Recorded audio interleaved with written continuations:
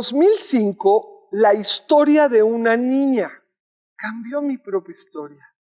Cuando conocí el caso de esta pequeña que es captada por una red de trata y llevada a otra nación donde violada todos los días, soñaba con poder escapar, lo logra.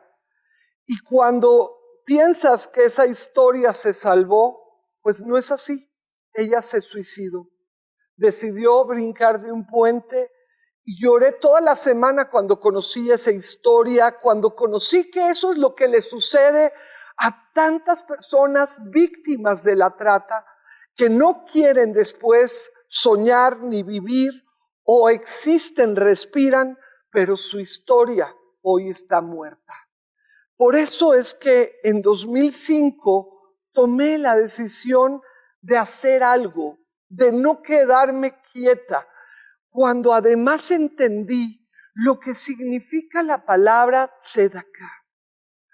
Es una palabra hebrea que también llegó al corazón para entender que yo no era mejor que esa pequeña que había sido víctima de trata.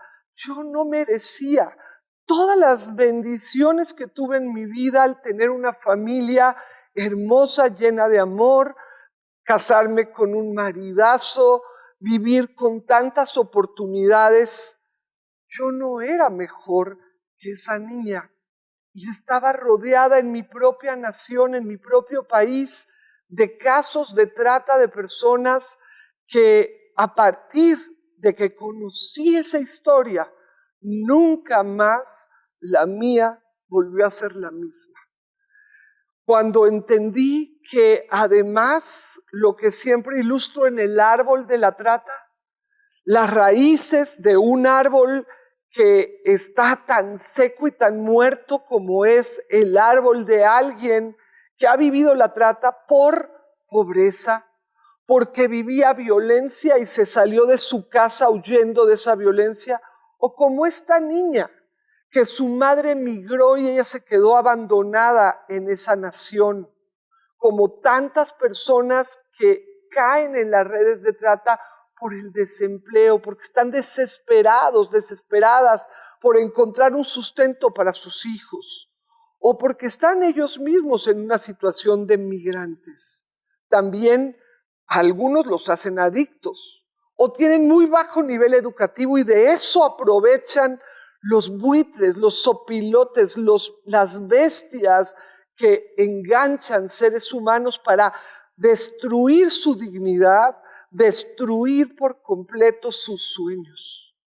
Esas personas que viven la trata son vulnerables por estas raíces, pero la trata nos afecta y puede cambiar tu vida, tu historia para mal, porque el fruto de la trata es el crecimiento de todos los delitos más perversos, como es el mismo secuestro. Muchas de estas chicas, para nutrir los giros negros, son secuestradas. Como el caso de unas chiquitas que su historia la puedes encontrar en YouTube, se llama Inocencia Robada, el documental, y ellas fueron levantadas por traileros para ser llevadas a estos giros negros. El secuestro es un fruto de ese árbol. La extorsión. ¿Por qué siempre estamos comentando lo grave que son los giros negros?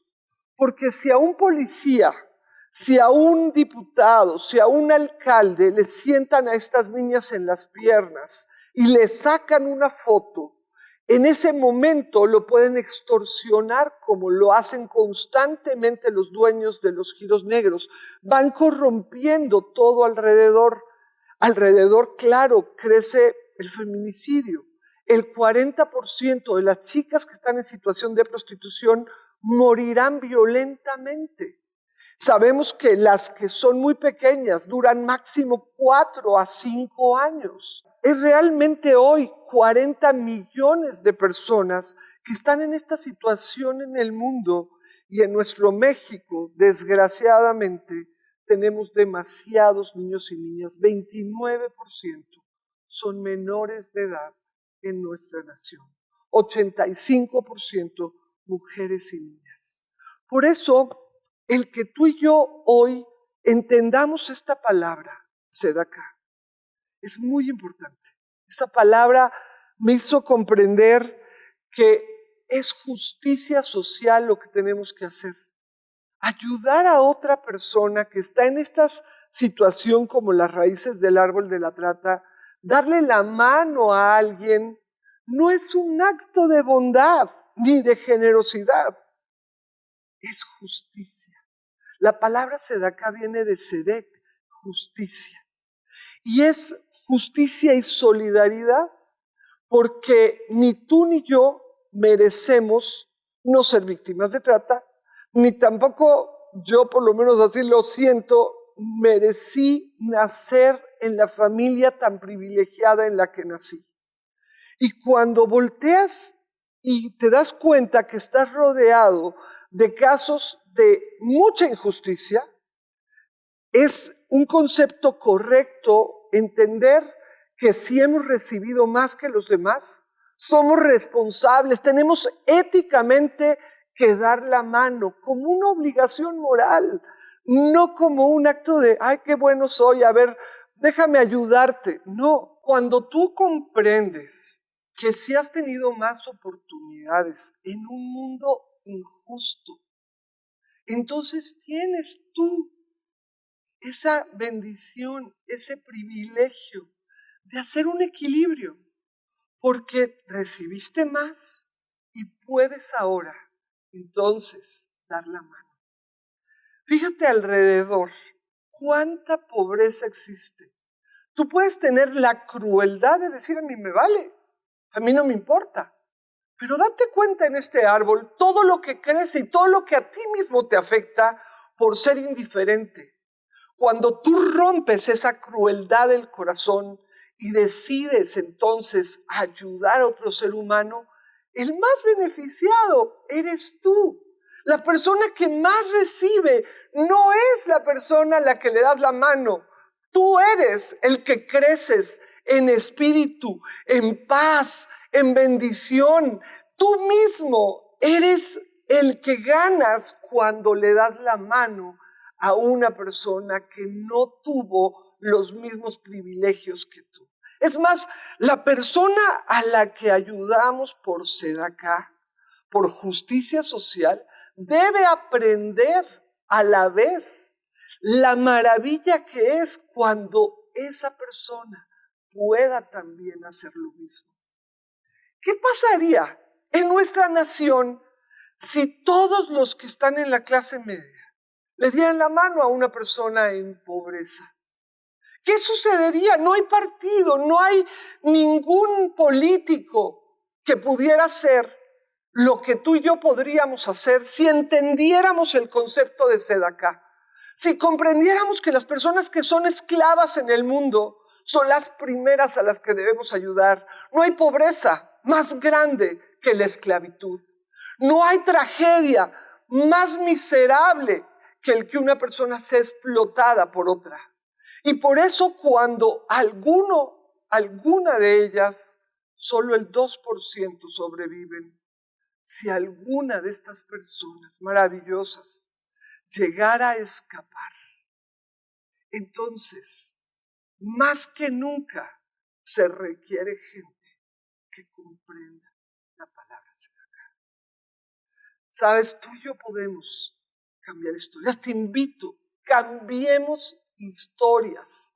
Historias de tragedia, de esclavitud, de personas que si no escapan, serán la Mataviejitos, por ejemplo. Fue una mujer que vivió una extrema violencia sexual y terminó asesinando a personas tan vulnerables como son los ancianos. Podemos vivir historias gravísimas en donde hace ya muchos años, el 14 de octubre del 2010, una amiga, Esmeralda, me llamó por teléfono para decirme cómo su hija, de 8 años entonces, Lisette Soto Salinas, había sido levantada en La Paz. Y cómo no la encontraron, por más que buscaron todas las autoridades.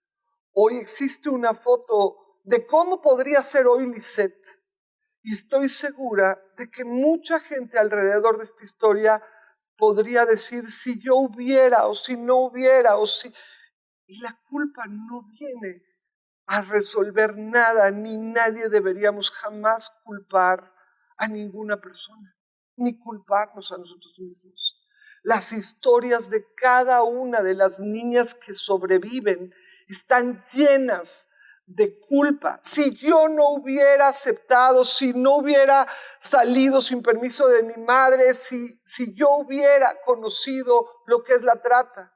Y muchas de ellas dicen, si esa persona que compraba mi cuerpo a los 12 años me hubiera ayudado. Pero sabes, el hubiera no existe. El hubiera hoy no puede hacer nada. Pero tú y yo podemos cambiar historias. Podemos permitir que nuestra vida sea usada para dar la mano a una persona, por lo menos. Yo te reto a que sientas el gozo que existe en la palabra tzedakah. Es un gozo que nunca jamás nada, ningún recurso económico te va a dar. Si tuviste el privilegio de tener carrera, de tener estudios, de tener algún trabajo fijo, de tener un ingreso estable, si tienes el privilegio de tener amor, de haber sido llenado de experiencias buenas, tienes demasiado que dar. Puedes hoy cambiar la historia de alguien más. Y cuando te sales de ti mismo para ver la necesidad de otra persona y dar pasos al lado de esa persona hasta que esa persona logra también ayudar a otro, eso es lo más grande que podrás hacer en toda tu existencia. Hoy México y todas las naciones de la tierra necesitan personas que comprendan el maravilloso sentido de la palabra tzedakah. Estas personas también hoy están cambiando la historia de otros. Te reto, tú también sé parte de este movimiento. Sube a tus redes sociales, si lo aceptas, el hashtag Cambiemos Historias y decide darle la mano a una persona.